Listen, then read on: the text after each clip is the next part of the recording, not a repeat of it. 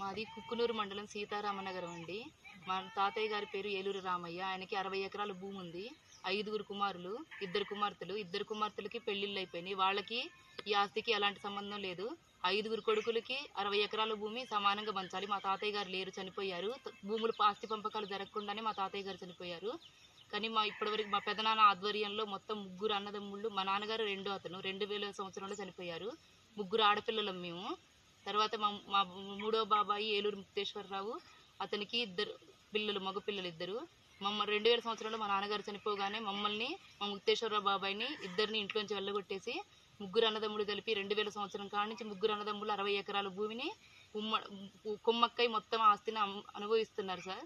కానీ మాకు ఇప్పటివరకు కూడా ఏమి ఇవ్వలేదు సార్. అసలు 1 రూపాయి కూడా ఇప్పటివరకు మేము 20 సంవత్సరాలు బట్టి కూడా ఆ భూమి మీద మేము ఏమీ తినలేదు సార్. ఇద్దరము తినలేదు సార్. మా బాబాయ్ గారు, మేము. మా నాన్నగారి పేరు ఏలూరు మోహన్ రావు, మళ్ళీ మా బాబాయ్ పేరు ఏలూరు ముక్తేశ్వరరావు. మా ఇద్దరికి మాత్రానికి ఎటువంటి న్యాయం జరగలేదు సార్ 25 సంవత్సరాలు బట్టి కూడా. మేము ఏదన్నా మాకు కావాలి అని అడగడానికి వచ్చినా మమ్మల్ని బెదిరించి భయపెట్టి పంపించేస్తున్నారు సార్ ఇన్ని సంవత్సరాలు బట్టి కూడా.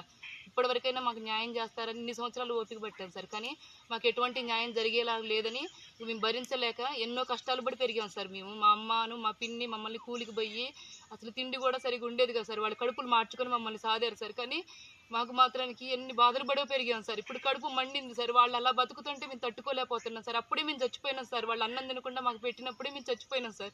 మేము బ్రతికున్నా అప్పుడే చచ్చిపోయిన వాడితో సమానం సార్. కానీ ఇప్పుడు పెద్దవాళ్ళమైంది సార్. ఇప్పటికన్నా వాళ్ళకి పాప ఏదో ఒక రకంగా మేము సంతోష పెట్టాలని చూస్తున్నాం సార్, మా అమ్మని, మా పిన్నిని. కానీ వీళ్ళు మాత్రానికి మమ్మల్ని ఇక్కడికి వస్తే సార్, ఇక్కడ చెట్లు నరుకుతున్నారని తెలిసి మేము ఇక్కడికి వస్తే సార్ మీకు ఏం సంబంధం లేదని పంపించేస్తున్నారు సార్ మమ్మల్ని. మీరు ఏం చేస్తారో చేసుకోకుండా అని అన్నారు సార్. అయితే మాకు బాధ అనిపించి మేము ఏలూరు వెంకటేశ్వరరావు, ఏలూరు శ్రీనివాసరావు, ఏలూరు రామకృష్ణ వచ్చి మాకు న్యాయం చేసే వరకు కూడా మేము ఇక్కడ నుంచి కదలమని సార్ 5 రోజులైంది సార్ వచ్చి. మేము వచ్చిన రోజే చెప్పాం సార్. వాళ్ళు వచ్చి ఏదో ఒక న్యాయం చేస్తే తప్ప ఇక్కడ నుంచి కదలమని చెప్పినాం సార్. ఆల్రెడీ ముందే చెప్పిన వాళ్ళకి. అయినా కానీ వాళ్ళు మా గురించి ఏమీ అసలు పట్టించుకోవట్లేదు సార్. చస్తే చచ్చారు, అక్కడే పడి సావండి అంటున్నారు సార్. ఇప్పటికి కూడా సార్ అక్కడ చస్తే మాత్రానికి అక్కడే పడేసి బొంద పెడతాం తప్ప మేము ఆస్తులు ఇవ్వము, మీకేం సంబంధం లేదంటున్నారు సార్. మాకు ఎక్కడికి పోయినా మాకు న్యాయం జరగలేదు సార్. ఇప్పటి వరకు కూడా ఒక్క అధికారి కూడా మా దగ్గరకు వచ్చి మా సమస్యల గురించి అడిగినందు కూడా లేదు సార్. మాకు ఎక్కడికి వెళ్ళినా కానీ మాకు న్యాయం జరగదు సార్. అందుకే మేము ఇప్పటి వరకు కూడా ఇక్కడే ఉన్నాం సార్. మాకు న్యాయం జరగకపోతే మేము తగలబెట్టుకొని చచ్చిపోతాం అన్నా కానీ కూడా వాళ్ళకి ఇంత కూడా పట్టించుకోవట్లేదు సార్. చచ్చిపోతే కూడా పక్కన పడేసి అక్కడే బొంద పెడతాం తప్ప మీకేమి ఇవ్వమని మాట్లాడుతున్నారంట సార్. ఇప్పుడు మా రిలేటివ్స్ నుంచి కూడా మాకు తిట్టుకాల్సి వచ్చినాయి సార్. అయినా కానీ మేము చచ్చిపోయినా పర్లేదని ఇక్కడ నుంచి కదలట్లేదు సార్. ఇక్కడే ఉంటున్నాము. ఇప్పటి వరకు కూడా రాలేదు సార్. ఇక మాకు న్యాయం చేస్తారని కూడా లేదు సార్. ఏలూరు వెంకటేశ్వరరావు అనే అతను మా పెద్దనాన్న సార్.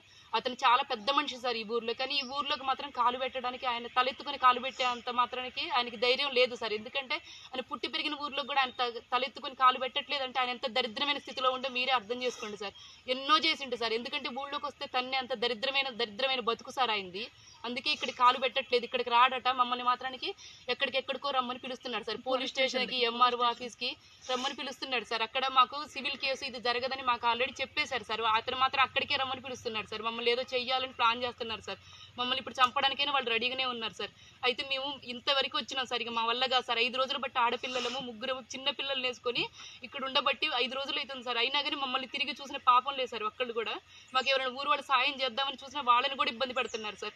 అందుకే మేము ఇక్కడ నుంచి అసలు ఇప్పటి నుంచి వెళ్ళాం సార్. ఇక్కడ నుంచి ఇప్పుడు మాకు బాధ లేదు సార్. ఇక మా వల్లగా సార్ భరించడం. మేము ఈ రోజు నుంచి అయితే రేపటి నుంచి జమాయిల చెట్లు నరకడం అయితే స్టార్ట్ చేస్తాం సార్. మాకు ఇబ్బంది ఏదన్నా నరికేటప్పుడు అడ్డం వచ్చినా కానీ మేము ట్రాక్టర్లు లోడ్ వేసుకొని మేము అమ్ముకుంటాం సార్. ఎందుకంటే 25 సంవత్సరాలు బట్టి కూడా మేము రూపాయి తినలేదు సార్. ఇప్పుడు మాత్రానికి జమాయిల మొక్కలు మాత్రం మొత్తం మాకే కావాలి సార్. దీన్ని మాత్రం ఎవరు ఆపలేదు సార్. ఒకవేళ మాకు అడ్డం పడి మమ్మల్ని ఏమైనా ఆపాలని చూసినా, మా లోడుని ఏమైనా ఆపాలని చూసినా కానీ, ఎక్కడ మా కాంట్రాక్టర్ని ఎవరైనా బెదిరించినా, మాకు దగ్గర పనిచేసే వాళ్ళని బెదిరించినా కానీ మేము ఇక్కడ పెట్రోల్ కూడా రెడీగా పెట్టుకున్నాం సార్. మేము ఆల్రెడీ చచ్చిపోయినాం సార్. ఇప్పుడు వాళ్ళు కొత్తగా చనిపోయేది ఏం లేదు. పెట్రోల్ పోసుకొని తగలబెట్టుకుని చిన్నపిల్లలతో సహా చచ్చిపోతాం సార్. అందులో మాత్రం మార్పే లేదు. వాళ్ళు ఊరికే బెదిరిస్తున్నారు అనుకుంటున్నారు కదా సార్. మా కడుపు మండింది. ఎందుకంటే మా అమ్మ వాళ్ళు మమ్మల్ని కష్టపడి పెంచారు సార్. ఇప్పుడు వాళ్ళని సుఖపెట్టకపోతే మేము బతికి కూడా అనవసరం సార్. అందుకే చచ్చిపోవడానికి కూడా రెడీ అయ్యి ఇక్కడికి వచ్చినాం సార్. అక్కడ ఎవరైతే మమ్మల్ని మేము లోడ్ వేసుకుని వెళ్తుంటే అధికారులు కానీ వాళ్ళు మాకు ఏలూరు వెంకటేశ్వరరావు, ఏలూరు శ్రీనివాసరావు, ఏలూరు రామకృష్ణ, ఏలూరు రమేష్ కానీ మాకు ఎవరన్నా వాళ్ళ వల్ల తప్ప మాకు ఎలాంటి ప్రమాదం లేదు సార్. వాళ్ళు చంపడానికి కూడా రెడీగా ఉంటారు సార్. ఎందుకంటే మేము చచ్చిపోయినా పర్లేదు కానీ సార్ ఆడపిల్లలను వాళ్ళకి భూమి మీద ఒక్క రూపాయి పోయినా కానీ వాళ్ళు తట్టుకోలేరు సార్. అందుకే మమ్మల్ని చంపడానికి ఖచ్చితంగా వస్తారు సార్. వాళ్ళ వల్ల మాకు ప్రమాదం ఉంది.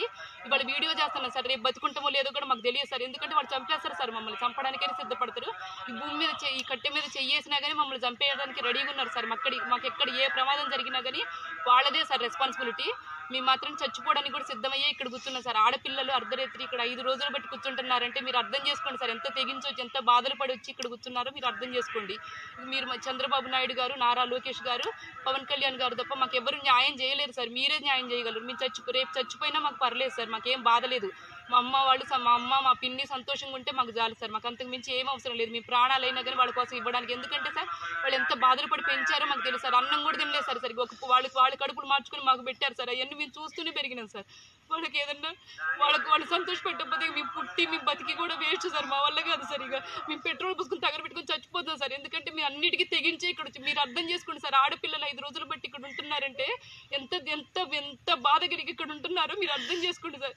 మాకు న్యాయం చేస్తారని మిమ్మల్ని నమ్ముతున్నారు సార్. చంద్రబాబు నాయుడు గారు, లోకేష్ గారు, పవన్ కళ్యాణ్ గారు తప్ప మాకు ఎవ్వరి వల్ల న్యాయం జరగదు సార్. మీరు చచ్చిపోయినా పర్లేదు సార్. మీరు చచ్చిపోయిన తర్వాత కూడా మీరు న్యాయం చేస్తారని నమ్మకంతో మేము చేయాలనుకున్నది చేస్తున్నాం సార్. మీరు న్యాయం చేస్తే చాలు సార్. అంతకు మించి మాకు ఏ అవసరం లేదు సార్.